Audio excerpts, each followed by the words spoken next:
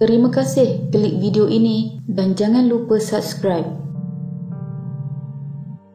Pada 16 Oktober 2014, akhbar melaporkan seorang wanita Melayu yang masih bujang telah ditemui mati dengan tragis di tangga Blok A, Apartmen Crystal Heights, Seksyen 7, Shah Alam pada 15 Oktober 2014 pukul 2.10 pagi. Mangsa yang ditemui dikenali Haryati Harun, berusia 44 tahun dan bekerja sebagai kerani akaun di sebuah syarikat swasta. Mangsa tinggal menyewa di apartmen tersebut bersama rakan-rakannya.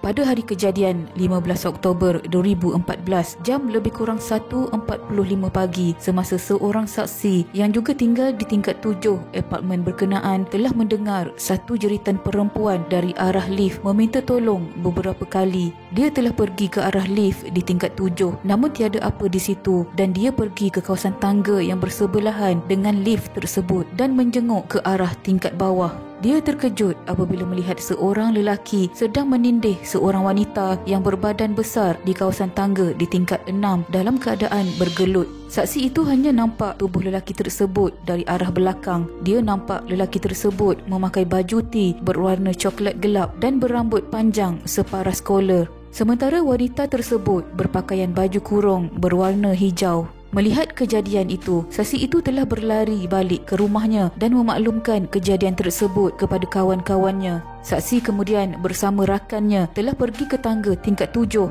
Daripada tangga itu, mereka nampak mayat seorang perempuan terlentang berlumuran darah di tempat kejadian. Saksi kemudian telah menghubungi polis melalui telefon bimbitnya untuk melaporkan kejadian tersebut.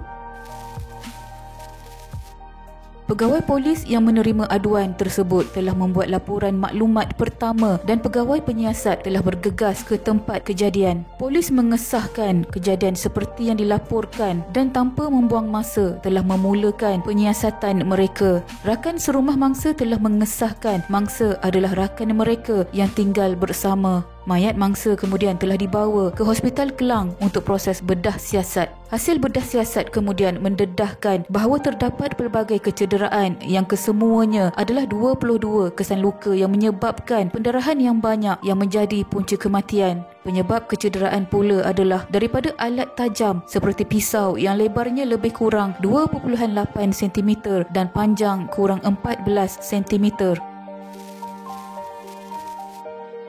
Pihak polis yang menyiasat telah mengenal pasti mayat tersebut sebagai Haryati Harun dan menghubungi keluarganya untuk proses pengecaman. Anak saudara mangsa telah membuat pengecaman dan mengesahkan yang mayat itu adalah ibu saudaranya. Siasatan pihak polis memfokuskan kepada suspek yang melakukan perbuatan kejam tersebut yang kemudian menyaksikan penangkapan tunang mangsa yang merupakan seorang pelajar di IPTA di Shah Alam dan berusia 25 tahun ketika kejadian. Mereka dijangka akan melangsungkan perkahwinan seminggu selepas kejadian. Suspek Muhammad Fahmi Muhammad Hanafiah merupakan seorang pelajar tahun akhir jurusan Komunikasi dan Pengajian Media Universiti Teknologi Mara UiTM Shah Alam. Suspek yang merupakan individu terakhir dipercayai bersama mangsa sebelum ditemui mati telah ditangkap di hadapan perkarangan rumah mayat hospital kira-kira jam 2 petang pada hari sama mangsa dijumpai. Dia dilihat sedang menenangkan saudara-saudara mangsa yang sedang bersedih di situ.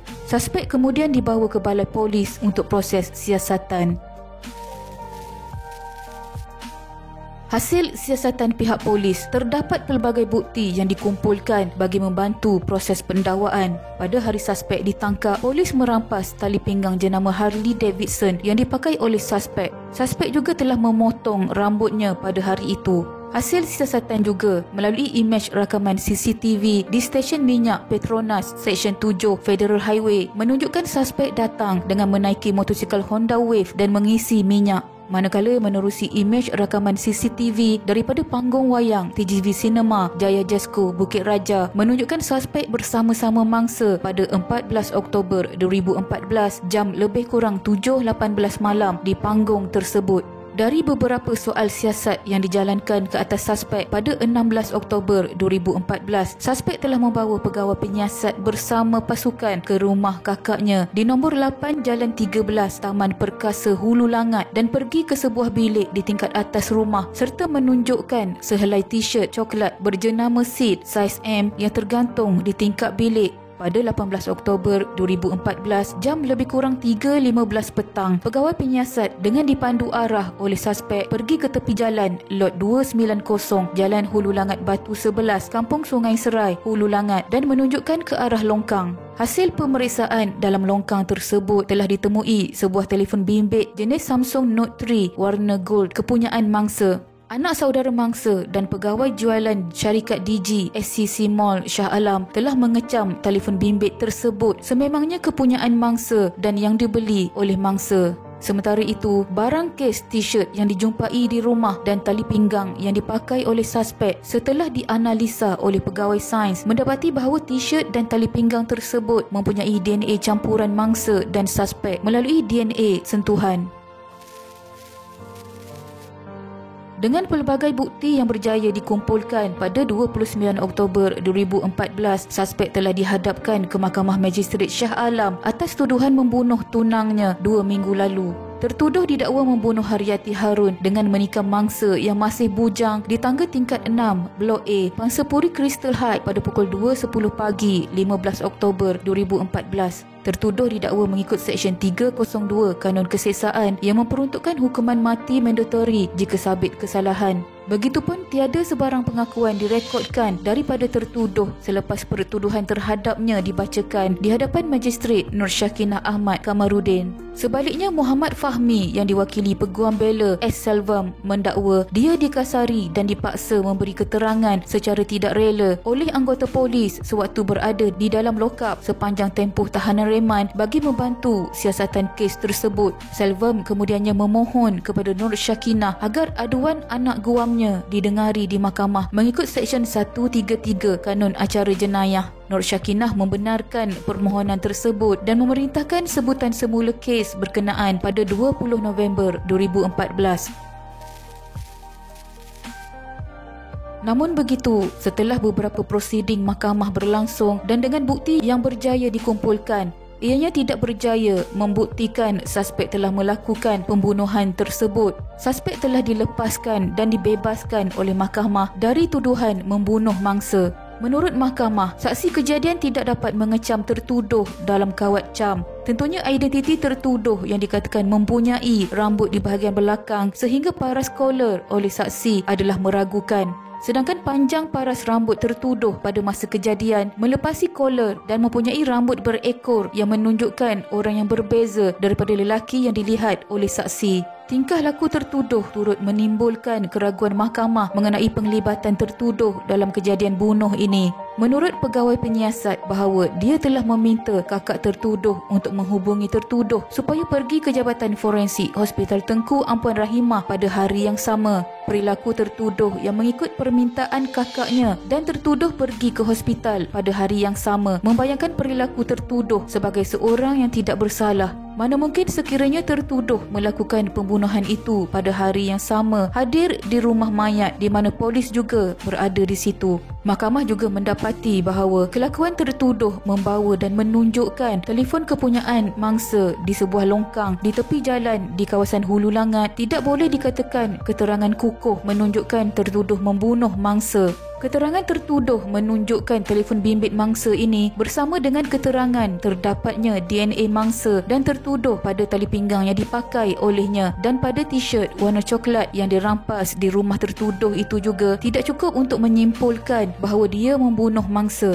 Pada penilaian mahkamah, kewujudan DNA mangsa dan tertuduh di tali pinggang dan t-shirt tersebut adalah disebabkan kedua-duanya ada bertemu dan bersama sebaik sahaja sebelum kejadian. daripada keterangan pegawai penyiasat bahawa terdapat rakaman CCTV TGV sinema. Walau bagaimanapun, mahkamah tidak dapat menerima imej rakaman CCTV itu dan penganalisaan yang dibuat memandangkan pihak pendakwaan tidak mengemukakan bukti dari mana ia diperolehi dan siapa yang menyediakan dan mengawal CCTV tersebut, serta tidak dikemukakan seperti mana kehendak Seksyen 90A-2 Akta Keterangan. Tiada saksi dipanggil berkaitan perolehan CCTV itu. Dengan itu, mahkamah tidak dapat mempertimbangkan rakaman CCTV ini dalam menilai keterangan yang dikemukakan oleh pihak pendakwaan. Begitu juga dengan keterangan CCTV dan imej yang dikemukakan oleh pihak pendakwaan yang cuba menunjukkan tertuduh berada di stesen minyak Petronas Seksyen 7 Federal Highway yang dikatakan menunjukkan tertuduh datang mengisi minyak motosikal Honda Wave pada hari kejadian jam 2.45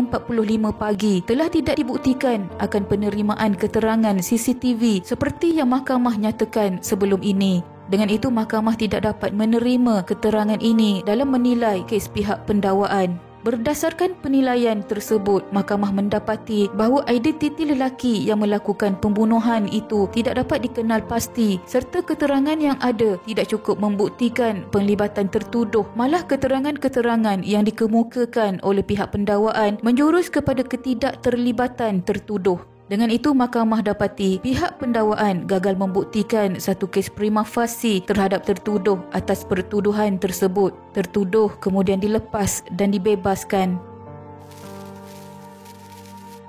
Dengan pembebasan tertuduh dari tuduhan pembunuhan ini, pihak polis tidak mendapat sebarang petunjuk lain bagi menyelesaikan kes ini. Persoalan yang bermain di fikiran adalah siapa yang telah membunuh mangsa ataupun bagaimana pembunuhnya boleh terlepas. Takziah diucapkan kepada keluarga mangsa. Sama-sama kita hadiahkan Al-Fatihah kepada Allahyarhamah Haryati Harun. Semoga rohnya dicucuri rahmat dan diletakkan di kalangan hamba-Nya yang beriman. Sekian.